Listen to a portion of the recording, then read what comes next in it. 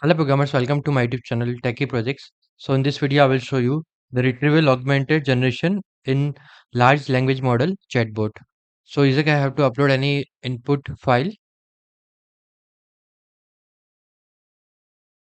and then click on the upload button.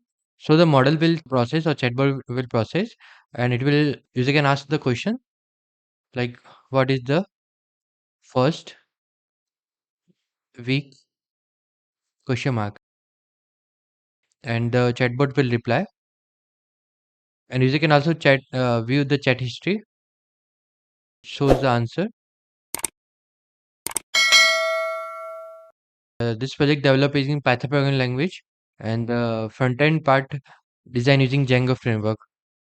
Let's ask the second question, like what is second week, and then click on the ask button.